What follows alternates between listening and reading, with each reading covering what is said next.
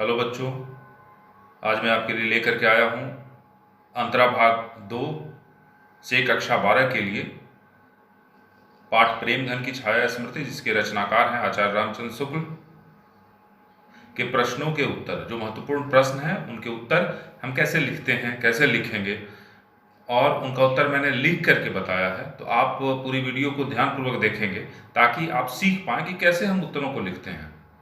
देखिए, गाइड में भी उत्तर लिखे हुए मिल जाते हैं और मैं आपको उत्तर लिख करके बता रहा हूँ, दोनों में थोड़ा फ़र्क है।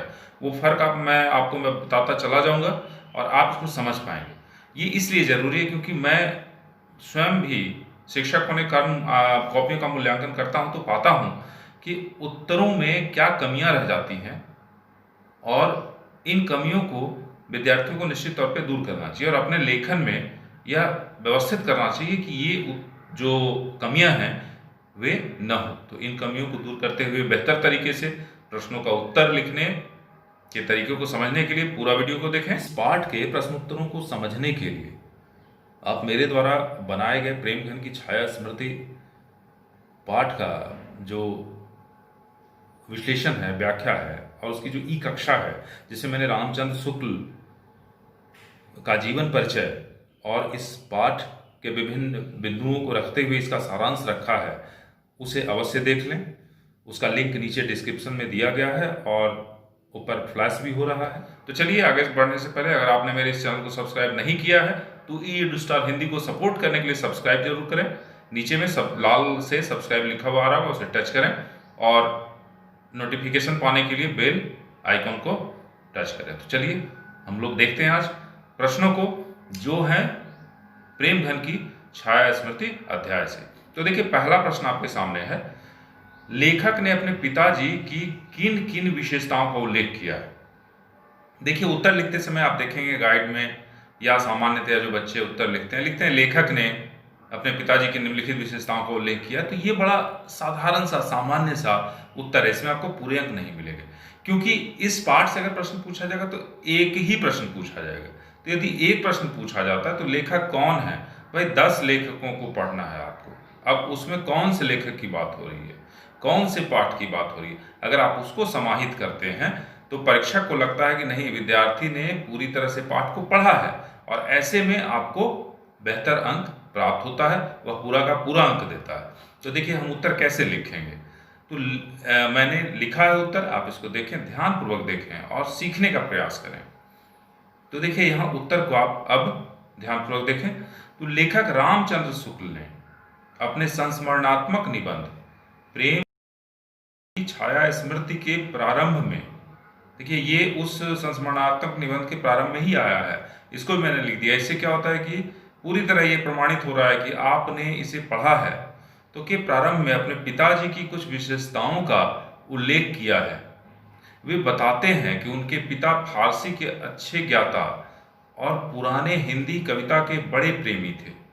उन्हें फारसी कवियों की उक्तियों को हिंदी कवियों की उक्तियों के साथ मिलाने में बड़ा आनंद मिलता था।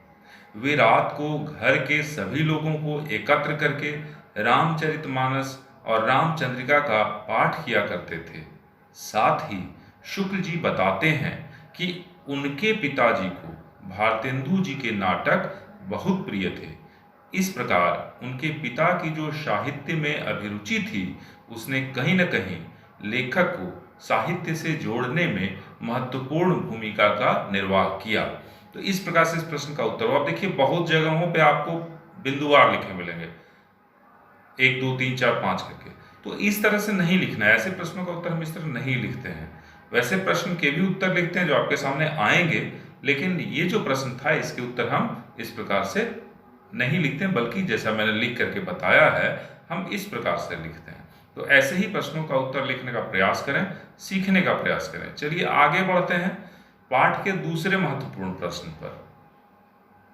दूसरा प्रश्न है, बचपन में लेखक के मन में भारतेंदु जी के संबंध में कैसी भावना जगी रहती थी।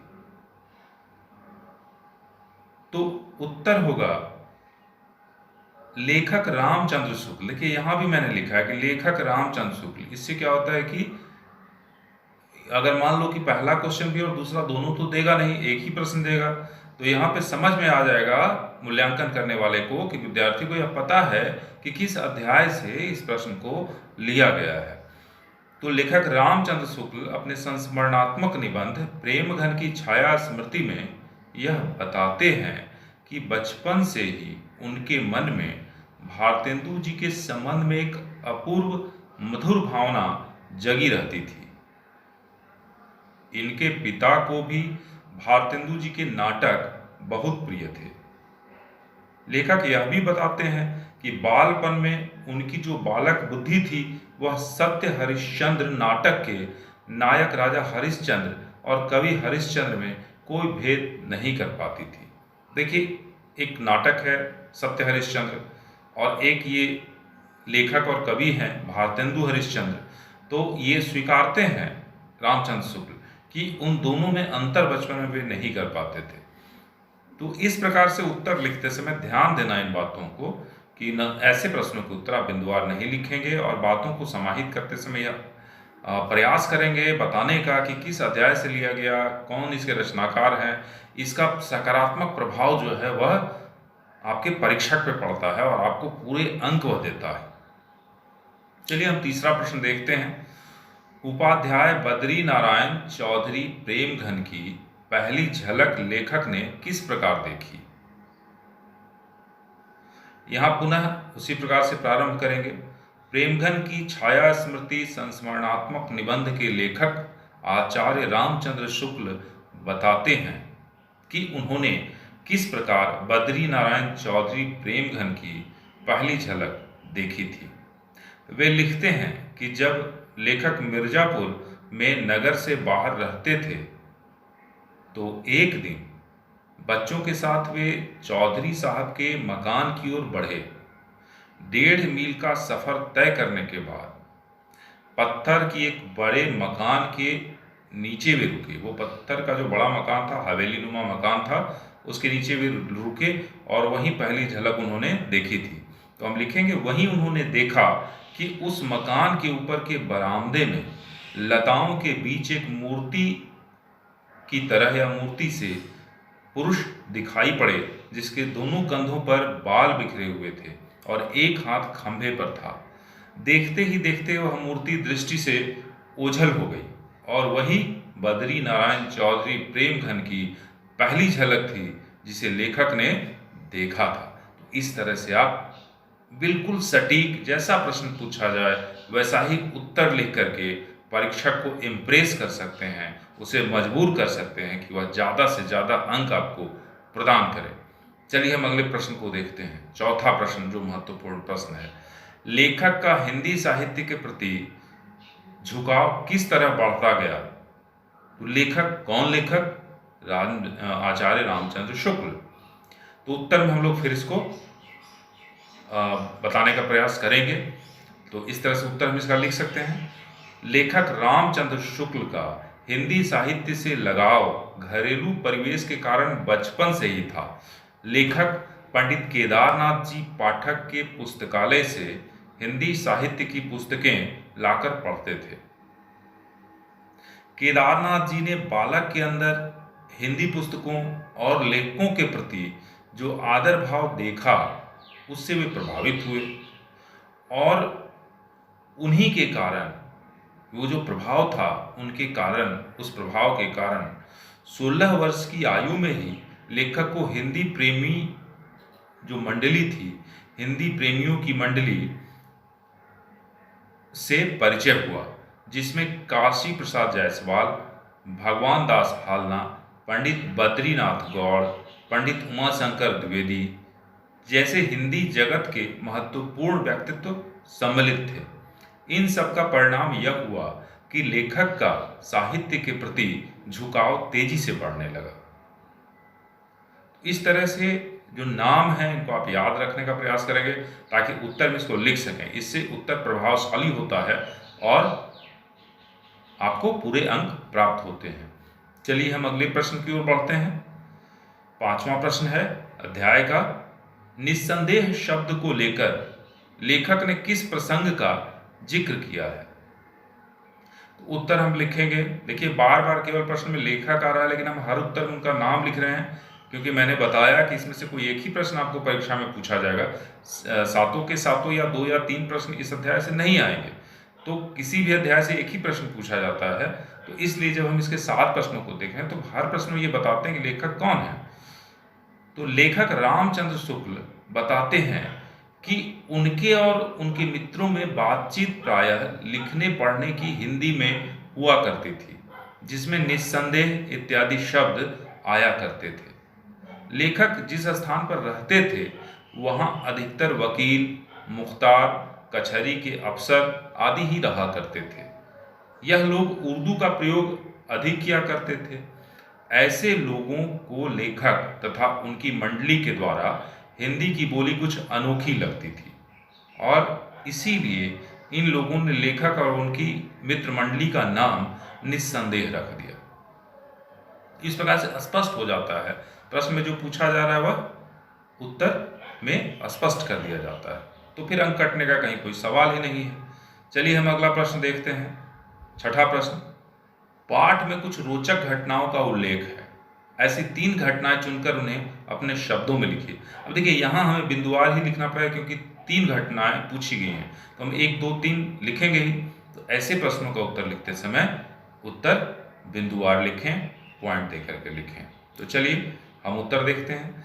प्रेमघन की छाया स्मृति पाठ में कई रोचक घटनाओं का उल्लेख है। यहाँ भी देखिए पाठ में लिखा गया लेकिन मैंने पाठ का नाम लिख दिया ताकि मुझे ये बता सकूं कि मुझे पता है कि किस पाठ से प्रश्न पूछा गया है। तो प्रेमघन की छाया स्मृति पाठ में कई रोचक घटनाओं का उल्लेख है। इनमें 3 घटनाएं इस प्रकार हैं।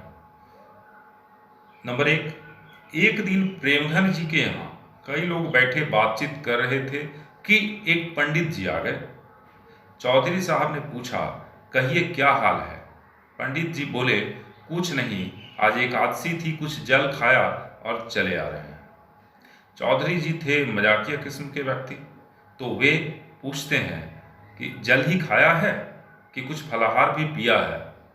तो ये एक रोचक घटना है जो आपके इस अध्याय में दिया गया है। चलिए हम दूसरी रोचक घटना की ओर बढ़ते हैं।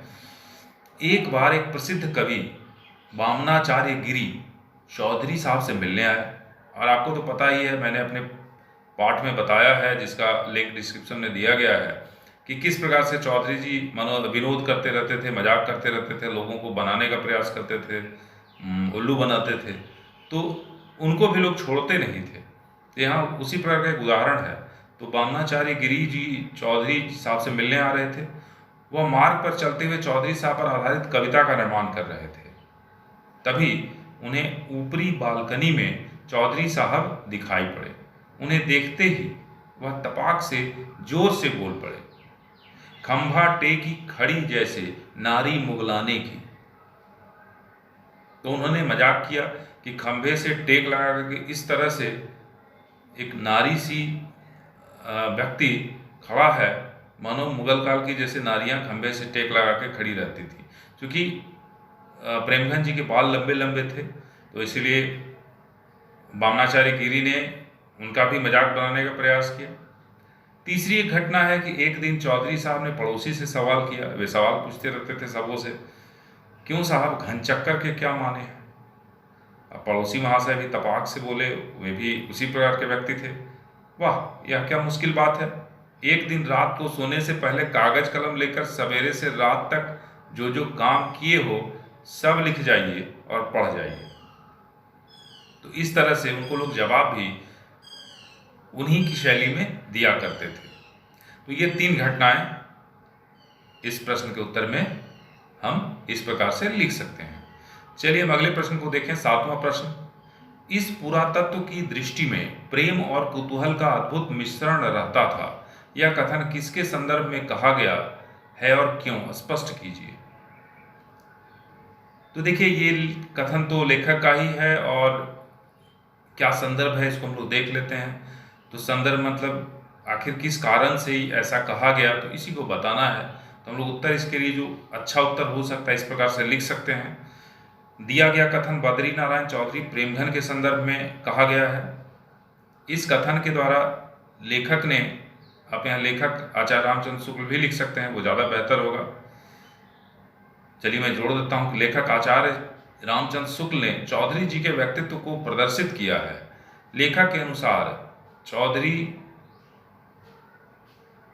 जी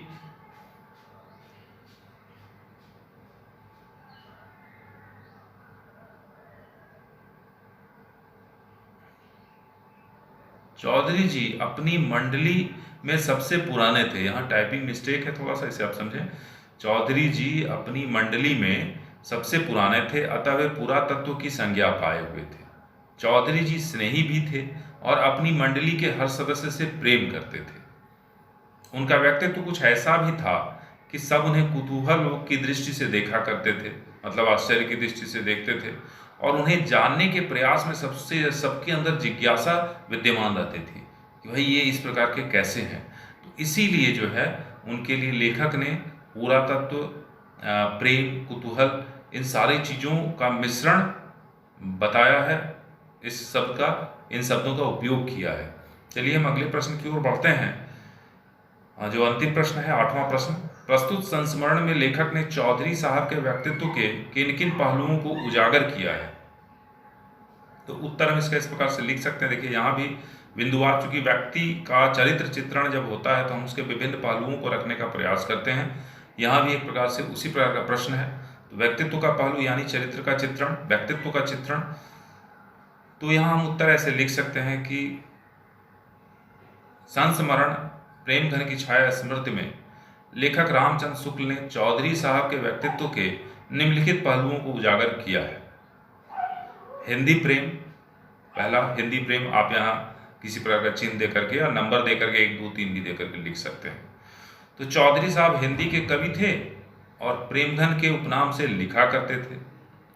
हिंदी साहित्य की ओर लेखक का झुकाव बढ़ाने में उनका भी बड़ा योगदान था।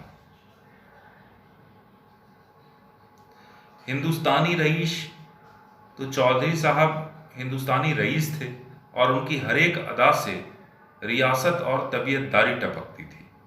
उनके यहाँ हर उत्सव और अवसर में नाच रंग का आयोजन होता था।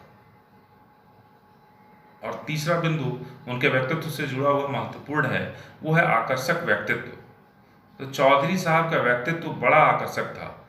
लंबा कद तथा कंधे तक लटकते बाल उनकी पहचान थे। वह हंसमुख व्यक्ति थे और बात बात पर लोगों को बनाने का प्रयास करते थे। इस प्रकार से आज इस अध्याय से मैंने जो महत्वपूर्ण प्रश्न थे, जो विगत वर्षों में परीक्षाओं में पूछे जा चुके हैं और आगे की परीक्षाओं में आने की पूर्ण संभावना है, तो इन प्रश्नों का उत्तर मैंने आपको बताया। तो उम्मीद है कि आपको वीडियो अच्छा लगा होगा। तो लाइक ज़रूर करें और मेरे चैनल से जुड़े रहें। मैं पूरे सिलेबस को आपका कंप्लीट करवाऊंगा इस सत्र में ही। तो चलिए मिलते हैं फिर अगली कक्षा में।